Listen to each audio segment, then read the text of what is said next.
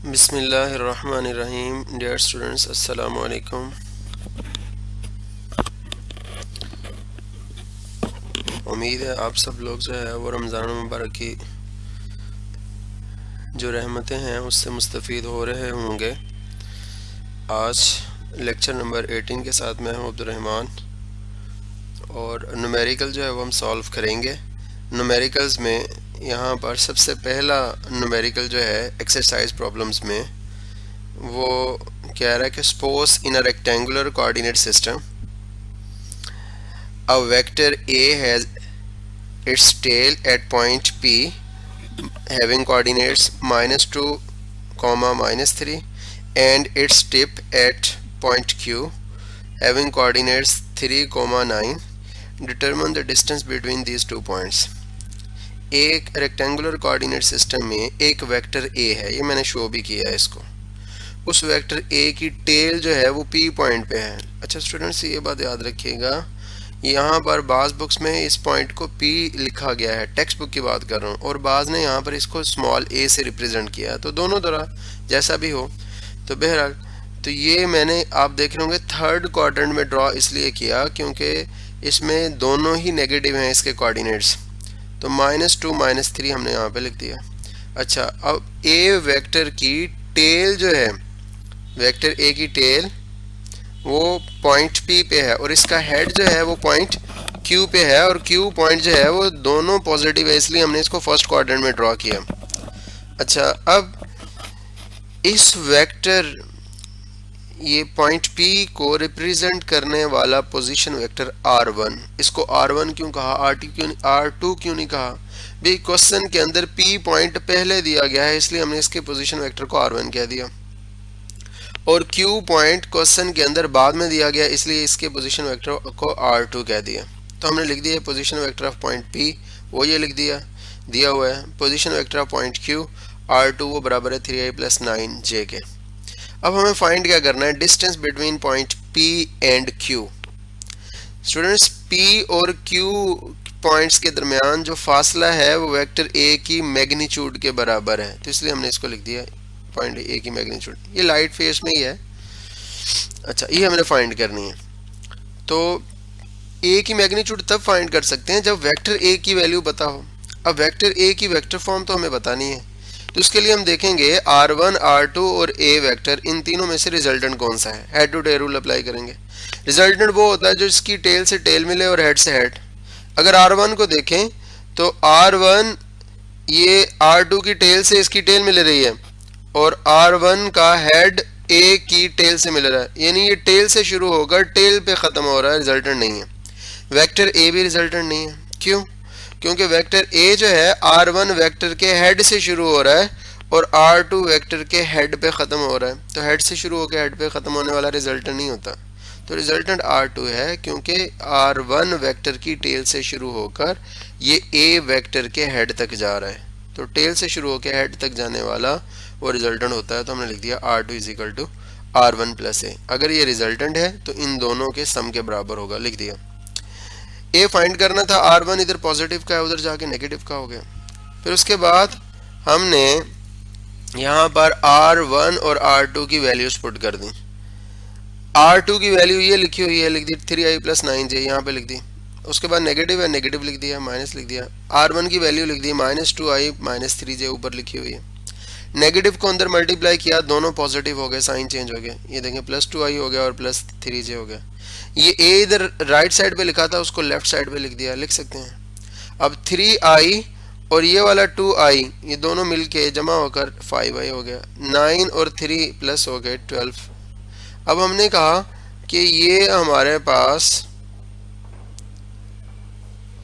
Vector A का हमेशा i unit vector के साथ x कंपोनेंट की वैल्यू होती है, तो हमने कहा ax 5 के बराबर है। y component j unit vector के साथ हमेशा y कंपोनेंट होता है, तो हमने कहा ay 12 के बराबर है।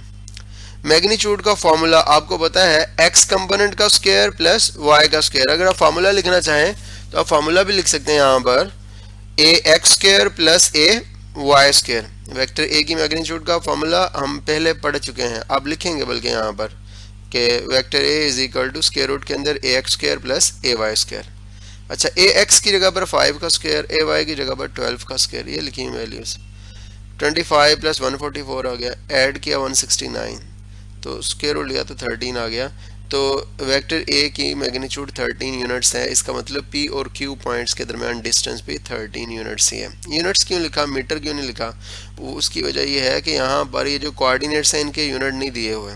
अगर यूनिट ना दिए हों तो फिर हम यूनिट्स लिख देते हैं। अगर यहाँ पर बताया होता है कि ये मीटर्स में है तो हम लिख देते हैं उसके साथ मीटर। अगर बताया होता है ये किलोमीटर्स में है तो हम वहाँ पर आखिर में ए की मैग्नीट्यूड के साथ किलोमीटर्स लिख देते हैं। बहरहाल नेक्स्ट न्यूमेरिकल है, बहुत ही आसान न्यूमेरिकल है। वो कह रहा है certain corner of room is selected as origin of rectangular coordinate system if an insect is sitting on an adjacent wall at a point having coordinates 2, 1 where the units are in meters. What is the distance of the insect from this corner of the room? एक कमरा है, ये कमरा आपको समझाने के लिए यहाँ पे मैंने ड्रॉ की। ये डायग्राम भले आप नहीं ड्रॉ करेंगे, आप सिर्फ ये ड्रॉ कर लेंगे। एक कमरा है, ये देखें, उसका ये कॉर्नर है, ये उसकी एक दीवार है, ये उसकी दूसरी दीवार है, ये उसका फर्श है। इस कॉर्नर के साथ वाली दीवार पे यहाँ पर एक कीड़ा बैठा है। अक्सर बुक्स में सिटिंग ही लिखा है और बाद में क्रॉलिंग भी लिखा है, तो बहरहाल यहाँ पर एक कीड़ा जो है वो बैठा है, उसके कोऑर्डिनेट्स 2, 1 है। आप ये बताइएगा इस कॉर्नर से इस कीड़े तक का फासला कितना होगा। इस कीड़े को जाहिर करने वाला, उसकी लोकेशन बताने वाला वेक्टर आर है। तो इसका मतलब हमें क्या फाइंड करना है, वेक्टर आर की लेंथ फाइंड करनी है। तो यहाँ पे हमने लिख दिया, तो स्टूडेंट्स पोजीशन वेक्टर तो आपको लिखना आता है, आर इज इक्वल टू, यहाँ पे 2 था तो उसके साथ आई यूनिट वेक्टर लिख दिया, इधर 1 था तो इसके साथ जे यूनिट वेक्टर लिख दिया, 1j प्लस 1j। अगर 2 होता, यहाँ पर 2 होता तो लिखते प्लस 2j अप टू 1। अब r बराबर है मैग्नीट्यूड, हमें डिस्टेंस फाइंड करना है, वो r की मैग्नीट्यूड के बराबर है। मैग्नीट्यूड का फॉर्मूला है स्क्वायर रूट के अंदर R X square plus R Y square. R X कितना है, आई यूनिट वेक्टर के साथ आर एक्स की वैल्यू 2 है, वो लिख दिया यहाँ पे। आर वाई यहाँ पर 1 है, जे यूनिट वेक्टर के साथ यहाँ पर 1 मौजूद है, तो वो हमने 1 लिख दिया। इस फार्मूले में वैल्यू पुट करें, 2 का स्क्वायर प्लस 1 का स्क्वायर, तो कितना हो जाएगा, 2 का स्क्वायर 4 और 1 का स्क्वायर 1 ही रहेगा। तो ये हमारे पास 4 प्लस 1 5, इसका स्क्वायर रूट लिया तो 2.25, 2.2 आ गया मीटर्स के अंदर। मीटर क्यों लिखा, क्योंकि उसने क्वेश्चन में बताया where the coordinates are in metres. ये आप देख सकते हैं where the units are in metres, यानी मीटर्स में कोऑर्डिनेट्स के यूनिट दिए हुए हैं। ये शॉर्ट क्वेश्चन जो है 2.3 स्टूडेंट्स अक्सर है न्यूमेरिकल, लेकिन ये शॉर्ट क्वेश्चन बन के आता रहता है अक्सर, समटाइम ऑब्जेक्टिव भी बन जाते हैं। What is the unit vector in the direction of vector A which is equal to 4i plus 3j unit vector. तो A लिख दिया, यूनिट वेक्टर फाइंड करना है, उसका फॉर्मूला क्या है, A vector divided by its magnitude. Unit vector वैसे ही लिखा है, इक्वालिटी वैसे ही A वेक्टर की जगह पर हमने लिख दिया 4i plus 3j, वो लिख दिया। डिवीजन में A की मैग्नीट्यूड हमें चाहिए। अब उसके लिए हमने मैग्नीट्यूड का फॉर्मूला लिखा। मैग्नीट्यूड का फॉर्मूला जो है वो लिखने से पहले हमने लिख दिया ax 4 के बराबर है। ये देखें आई के साथ जो ax की वैल्यू है 4, ये आप शुरू में भी देख सकते हैं, यहाँ से यहाँ से आपको ज़्यादा क्लियर है। ax 4 है और ay जो है वो 3 के बराबर है। अब ax की जगह पर 4 लिख दिया और ay की जगह पर 3 लिख दिया, तो square root ax square plus ay square, ये मैग्नीट्यूड का फॉर्मूला है। 4 का स्क्वायर प्लस 3 का स्क्वायर, 16 प्लस 9 25 हो गया। 25 का स्क्वायर रूट लें तो ये हमारे पास 5 आ जाएगा। अब इसको इक्वेशन नंबर 1 में इस जगह पर पुट करेंगे। ओ बेटा जी, तो अब ये यहाँ पर इसकी मैग्नीट्यूड आ गई 5। अब यहाँ पे लिखेंगे 4i प्लस 3j और इस a की वैल्यू जो 5 आ गई वो लिख देंगे, तो वो हमने लिख दी यहाँ पर, ये आप देख सकते हैं 4i plus 3j unit vector और डिवीजन में 5 आ गया, यही यूनिट वेक्टर की वैल्यू थी। उसके बाद कह रहा है 2 particles are located at r1 position बताएंगे उसकी पोजीशन वेक्टर से 3i plus 7j and r2 is equal to -2i unit vector plus 3j unit vector respectively. बिल तरतीब 2 पॉइंट्स की, दो पार्टिकल्स की लोकेशंस इन पोजीशन वेक्टर्स के साथ बताई गई हैं। Find both the magnitude of the vector r2 minus r1 and its orientation with respect to x axis. Students, जहाँ पर भी बात ओरिएंटेशन की आएगी, ओरिएंटेशन का मतलब होता है तरतीब। यहाँ पर आप से मुराद आप उसकी डायरेक्शन बताएंगे, यानी एंगल बताएंगे। कह रहा है आप दोनों चीज़ें फाइंड करें। कौन कौन सी दोनों चीज़ें? एक तो मिकदार फाइंड करें इस r2 माइनस r1 वेक्टर की, और दूसरा आप उसकी ओरिएंटेशन यानी उसकी x एक्सिस के एतबार उसका एंगल बताएं, तो उसकी तरतीब बताएं। तो हमने लिखा position vector of first vector, first particle वो दिया हुआ लिख दिया हमने। Position vector of second particle वो भी हमने लिख दिया। उसके बाद magnitude of vector r2 minus r1 ये हमें फाइंड करना है, और उसके साथ ओरिएंटेशन भी फाइंड करनी इसी वेक्टर की। ओरिएंटेशन से मुराद उसका एंगल, यानी वैसे तो तरतीब को कहते हैं, यहाँ पर मुराद सिम्त उसका एंगल, वो हमने फाइंड करना है। जब एक वेक्टर से दूसरे वेक्टर को माइनस किया जाएगा तो हमारे पास रिजल्टेंट पे एक वेक्टर ही आएगा ना। देखें, दो वेक्टर्स को सम करें तब भी एक रिजल्टेंट आता है, उनको सब्ट्रैक्ट करें तब भी एक रिजल्टेंट आता है। तो यहाँ पर सब्ट्रैक्ट कर रहे हैं, हम कह रहे हैं कि फर्ज करें इन दो को सब्ट्रैक्ट करने से ये वाला रिजल्टेंट हमारे पास आ गया, हमने उसको आर गया। Let R be the resultant of these two vectors, हमने फर्ज कर लिया। इससे हमें ज़रा सॉल्व करना आसान रहेगा। आर वैसे लिखा, R2 की ये वाली वैल्यू लिख दी -2i + 3j, ये लिख दिया, और ये नेगेटिव वैसे का वैसे ही। R1 की जगह पर हम 3i + 7j यूनिट वेक्टर्स में लिखेंगे, ये लिख दिया। नेगेटिव को अंदर मल्टीप्लाई किया, माइनस का 3i, ये माइनस और ये प्लस, माइनस प्लस माइनस, और ये 7j आ गया यूनिट वेक्टर। अब ये देखें, माइनस का 2i और माइनस का 3i, तो माइनस का 5i बन गया, प्लस का 3j माइनस के 7j में से निकल गया, तो यहाँ पर माइनस का 4j बन गया। अब इस r वेक्टर का x कंपोनेंट rx बराबर है -5 के, और इस r वेक्टर का y कंपोनेंट ry बराबर है -4 के। मैग्नीट्यूड का फॉर्मूला होता है rx² + ry²। तो rx की वैल्यू -5 इसका स्क्वायर और ry की वैल्यू -4 इसका स्क्वायर। स्क्वायर की वजह से नेगेटिव ख़त्म हो गया, 25, और इधर 4 का स्क्वायर 16, ऐड किया 41, और इसको स्क्वायर रूट लिया तो 6.4। अब इसमें 6.4 के साथ यूनिट्स भी लिख सकते हैं, लेकिन टेक्स्ट बुक ने पैटर्न ये दिया है, टेक्स्ट बुक की बात कर रहा हूँ, जहाँ पे जनरल वेक्टर हैं, यानी इस r वेक्टर का हमें नहीं पता कि ये कौन सा है, ये डिस्टेंस को रिप्रेजेंट कर रहा है, वेलोसिटी को रिप्रेजेंट कर रहा है, नहीं पता, तो वहाँ पे टेक्स्ट बुक ने जस्ट 6.4 लिख दिया। और जहाँ पर कोई क्वांटिटी को रिप्रेजेंट कर रहे हैं वेक्टर्स, या कोई क्वांटिटी आ रही है और उसके यूनिट प्रॉपर क्वेश्चन में नहीं दिया, तो वहाँ पर उसमें यहाँ पर यूनिट्स लिख दिया। बहरहाल आप 6.4 लिखेंगे, यूनिट्स लिखना चाहें तो साथ में लिख दें, टेक्स्ट बुक ने जो है वो नहीं लिखा। उसके बाद है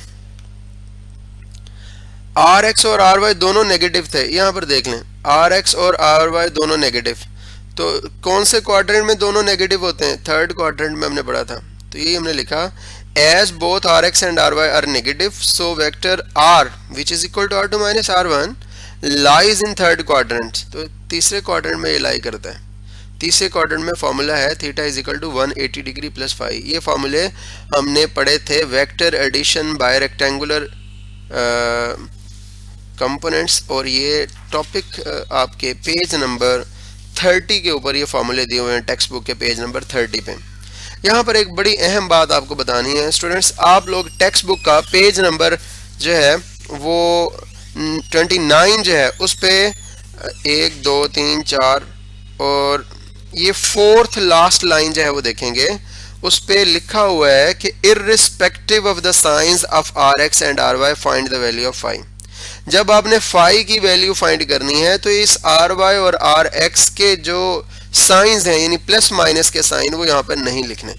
इसी वजह से 4 के साथ यहाँ पे नेगेटिव था, मैंने नहीं लिखा, 5 के साथ भी नेगेटिव था, मैंने नहीं लिखा, क्योंकि उस लाइन में हमें बताया गया कि आपने इनके साइन नहीं लिखने। आप देख सकते हैं उस लाइन को 29 पेज के पे 4th लास्ट लाइन। 4/5 किया तो 0.8 आ गया, 10 इनवर्स 0.8 38.6 आ गया। इसको राउंड ऑफ किया 6 को तो 38 बढ़ के 39 आ गया। अब हमने क्या किया, इस थीटा 180 प्लस इस फाई की जगह पर 39 लिख दिया। ये देखें यहाँ पे लिखा 180 डिग्री प्लस 39 डिग्री, तो ये हमारे पास 219 डिग्रीज आ जाएगा तो यही हमारा आंसर है कि इसकी डायरेक्शन 219 डिग्री है, 219 डिग्री।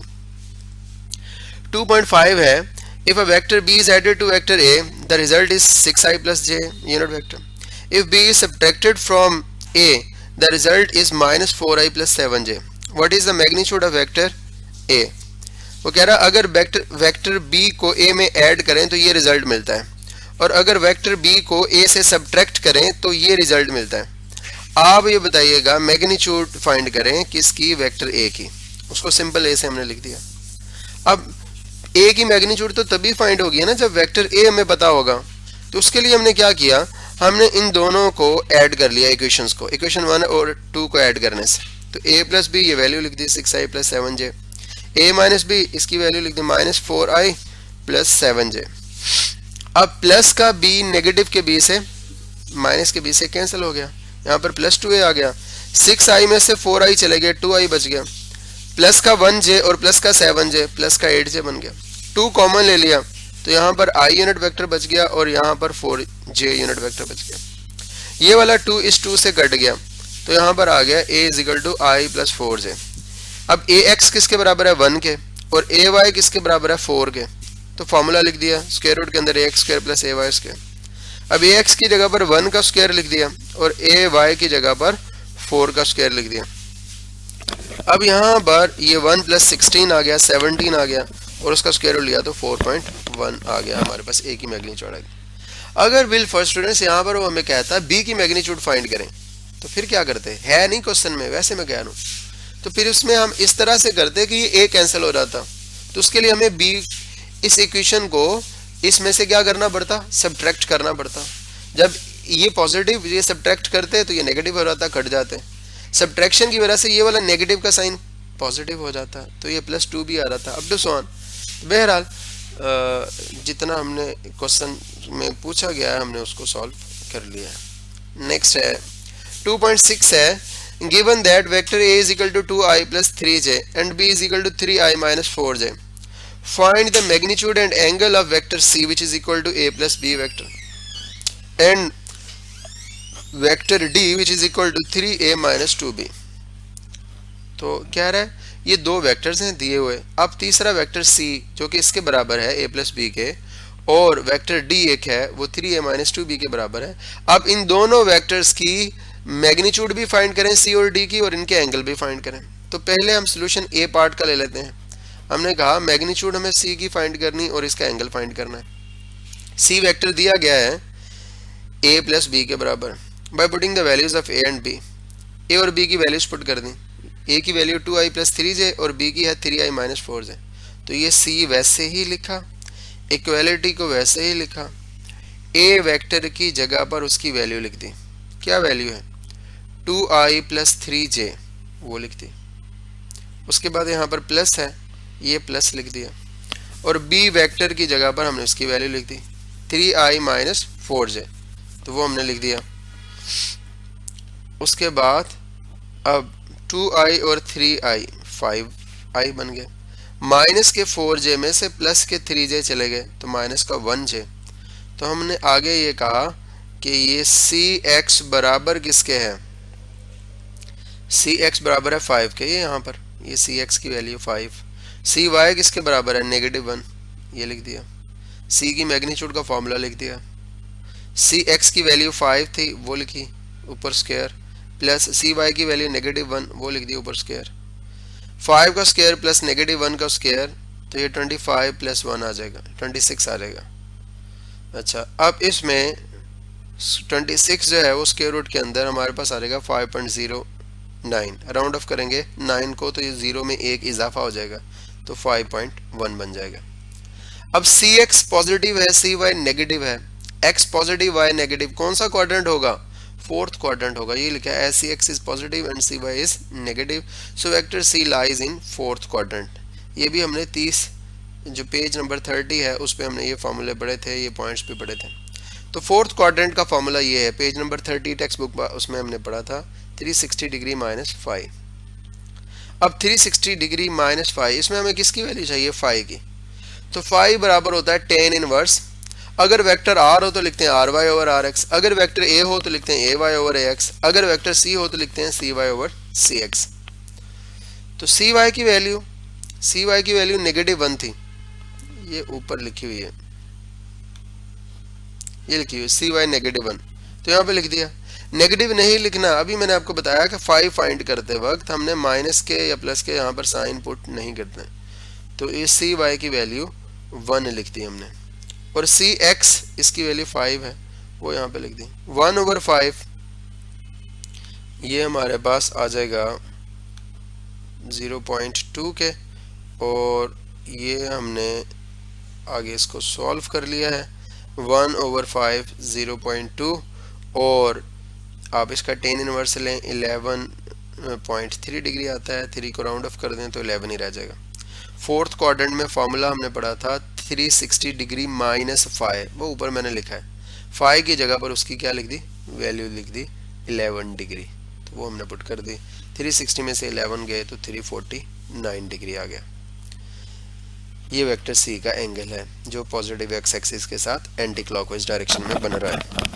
अब बी पार्ट इसका वो कह रहा है वेक्टर डी की मैग्नीट्यूड फाइंड करें और उसका एंगल फाइंड करें।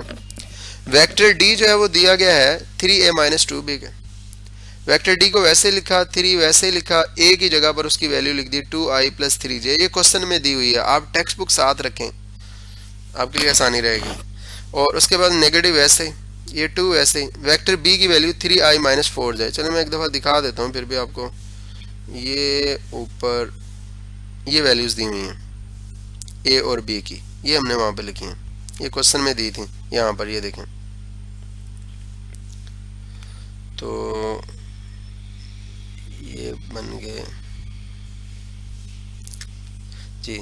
3 ए की वैल्यू लिखी -2 और बी की वैल्यू यहाँ पर लिख दी, 3 × 6i + 3 × 3 = 9j, नेगेटिव 2 को 3 से मल्टीप्लाई किया, नेगेटिव का 6i, नेगेटिव और नेगेटिव मल्टीप्लाई हुए पॉजिटिव, माइनस के 2 को 4 से मल्टीप्लाई किया तो ये हमारे पास माइनस के 4 से, तो ये प्लस का 8 आ गया, साथ में j यूनिट वेक्टर, वैसे ये प्लस का 6i यूनिट वेक्टर माइनस के 6i यूनिट वेक्टर से कट गया, प्लस का 9 और प्लस का 8 प्लस का 17j। अब इसमें i है ही नहीं, जो ना हो वो कंपोनेंट 0 होते हैं, तो हमने लिखा है dx वो 0 के बराबर है, dy 17 के बराबर, मैग्नीट्यूड का फॉर्मूला √x कंपोनेंट का स्क्वायर प्लस y कंपोनेंट का स्क्वायर, dx 0 dy 17 लिख दिए यहाँ पर। अब 0 तो उसका स्क्वायर 0 ही रहेगा, इसलिए हमने अकेला 17 का स्क्वायर लिख दिया, स्क्वायर रूट से कट गया, 17 आ गया। अब दोनों अगर आप देखें dx और dy दोनों पॉजिटिव हैं, ये पॉजिटिव है, ये वैसे ही 0 है, तो हमने कहा कि ये जो है वो चूंकि इसके दोनों जो कोऑर्डिनेट्स हैं वो पॉजिटिव हैं, कंपोनेंट्स पॉजिटिव हैं, तो इसलिए ये फर्स्ट क्वाड्रेंट में लाई करेगा। और फर्स्ट क्वाड्रेंट में फार्मूला होता है थीटा = फाई = tan इनवर्स, ये भी chapter number 2 page number 30 text book में दिया हुआ है, ये चारों फार्मूले दिए हुए हैं जो बार बार रिपीट हो रहे हैं। वहाँ पर आर वाई और आर एक्स लिखा है, यहाँ पर हमारे वेक्टर का नाम डी था तो इसलिए हमने डी वाई और डी एक्स लिख दिया। डी वाई की वैल्यू 17 और डी एक्स की वैल्यू 0, ये लिख दी यहाँ पर, और यहाँ पर समथिंग ओवर 0 इन्फिनिटी होता है, हमने लिख दिया। tan इनवर्स इन्फिनिटी स्टूडेंट्स याद रखिएगा ये 90 डिग्रीज के बराबर होता है, तो ये वेक्टर एक्स एक्सिस के साथ 90 डिग्रीज के एंगल पे एक्ट कर रहा है। और वैसे भी यहाँ पर आपको ये बता रहा है जे यूनिट वेक्टर कि ये वेक्टर टोटली कौन से एक्सिस के अलॉन्ग एक्ट कर रहा है, ये वाई एक्सिस के अलॉन्ग एक्ट कर रहा है, ये ऊपर की तरफ, और एक्स एक्सिस के साथ इसका एंगल कितना बनेगा, 90 डिग्रीज का बनेगा। तो खैर अब ये कैलकुलेटर से नहीं होगा, ये आपको याद रखना पड़ेगा, tan इनवर्स इन्फिनिटी ये 90 डिग्रीज के बराबर होता है। फिर उसके बाद है आज का हमारा लास्ट जो है न्यूमेरिकल है, find the angle between vectors a which is equal to 5i plus j unit vector and vector b which is equal to 2i plus 4j unit vector. Given data में ये दोनों vector लिख लिए, angle between vector a and b हमने find करना है students. इसके लिए हमने फार्मूला लगाया a.b = ab cos theta, theta find करना है, ab इधर मल्टीप्लाई हो रहा था, इधर जाके डिवाइड हो गया, इधर अकेला cos थीटा बच गया, cos इधर लेके जाएंगे इन्वर्स हो जाएगा, cos इन्वर्स a.b/ab, ये वैसे का वैसे ही आ गया। और इधर अकेला थीटा बच गया। हमने A dot B is equal to A B cos theta क्यों लिखा? ए बी साइन थीटा भी तो लिख सकते थे भाई, उससे भी बिल्कुल हो सकता है, आंसर सेम आएगा, लेकिन वो थोड़ा मुश्किल होता है, तो इसलिए उसकी बजाय हम इजी मेथड को फॉलो करते हैं। हमेशा आपने इसी को फॉलो करना है कि A dot B is equal to A B cos theta. इस फॉर्मूले के जरिए से आप दो वेक्टर्स के दरमियान एंगल को फाइंड आउट कर सकते हैं। पहले हम फाइंड करते थे एंगल पॉजिटिव एक्स एक्सिस और वेक्टर का एंगल, अब हम फाइंड कर रहे हैं दो वेक्टर्स का एंगल, इसलिए यहां पर चेंज हो गया फार्मूला, दो वेक्टर्स का आपस का एंगल फाइंड कर रहे हैं। तो ए डॉट बी हमें चाहिए यहां पर, तो डॉट प्रोडक्ट ले लिया, ए की वैल्यू लिखी डॉट, फिर बी की वैल्यू लिख दी। अब डॉट प्रोडक्ट में आई यूनिट वेक्टर वाली टर्म से मल्टीप्लाई होती हैं, हमने पढ़ा था। तो 5 to the 10 I unit vector dot I unit vector, यहाँ पर प्लस था, यहाँ पर भी प्लस प्लस आ गया, यहाँ पे 1 है, 1 इंटू 4 रह गया, J dot J unit vector गया। अच्छा, इस 5 वाले को इससे क्यों नहीं मल्टीप्लाई किया स्टूडेंट्स? आई डॉट जे 0 हो जाता है, इसी तरह जे वाले को आई से क्यों नहीं मल्टीप्लाई किया? हमने डॉट प्रोडक्ट के टॉपिक में पढ़ा था जे डॉट आई 0 हो जाता है, इसलिए हम नहीं मल्टीप्लाई करते, आई वाले आई से और जे वाले जे से मल्टीप्लाई करते हैं। तो I dot I J dot J के डॉट के 1 के बराबर होता है, डॉट प्रोडक्ट में हमने पढ़ा था। तो ये 10 वैसे ही लिखा, यहाँ पर 1 लिख दिया और जे डॉट जे की जगह पर भी 1 लिख दिया। 10 इंटू 1 10, 4 इंटू 1 4, 10 प्लस 4 14 आ गया। उसके बाद अब वेक्टर ए की मैग्नीट्यूड एक्स कंपोनेंट का स्क्वायर प्लस वाई का स्क्वायर, वेक्टर ए का एक्स कंपोनेंट 5 है, पहले मैंने कई दफ़ा वैसे बताया, एक दफ़ा फिर बता देता हूँ। वेक्टर ए का एक्स कंपोनेंट 5 और वाई कंपोनेंट 1 है। वेक्टर बी का बी एक्स यानी एक्स कंपोनेंट 2 है और बी वाई यानी वाई कंपोनेंट वो 4 है, मैंने अभी बता दिया, फिर ये आगे यूज़ होंगे दोनों दफ़ा। खैर, ए एक्स 5 था, 5 लिख दिया, ए वाई 1 था, 1 लिख दिया, 5 का स्क्वायर 25 प्लस 1 26, स्क्वायर रूट लिया 5.09। अब वेक्टर बी की मैग्नीट्यूड फाइंड करनी है, तो उसका फॉर्मूला लिख दिया, ये बी एक्स की वैल्यू 2 ये लिखी हुई है बी एक्स, और बी वाई की वैल्यू 4 है, ये प्लस 4 लिख दिया। अब 2 का स्क्वायर 4 प्लस 4 का स्क्वायर 16 और ऐड किया 20, स्क्वायर रूट लिया 4.47। अब हमने क्या करना है, अब हमने इक्वेशन नंबर 1 में वैल्यूज पुट करनी है, यानी इस जगह पर वैल्यूज पुट करनी है। थीटा को एक साइड पे लिख दिया, इक्वालिटी वैसे लिखी, कॉज इनवर्स, इस ए डॉट बी की जगह पर हमने क्या लिख दिया, उसकी वैल्यू, कितनी वैल्यू थी ए डॉट बी की, ये लिखी हुई है 14, वो लिख दी। फिर उसके बाद डिवीजन में ए था, ए की वैल्यू लिख दी, क्या वैल्यू 5.09 वो लिख दी। फिर उसके बाद इसके साथ बी है, बी की वैल्यू लिख दी 4.47, ये लिखी है 4.47। इन दोनों को मल्टीप्लाई किया 22.75, तो 14 डिवाइडेड बाई 22.75 किया तो ये हमारे पास ये आ गया 0.615। इन दोनों को डिवाइड करके इनका कॉज इनवर्स लें तो ये हमारे पास 52 डिग्री आ गया। इसका मतलब वेक्टर ए और बी के दरमियान जो बनने वाला एंगल है वो 52 डिग्री है।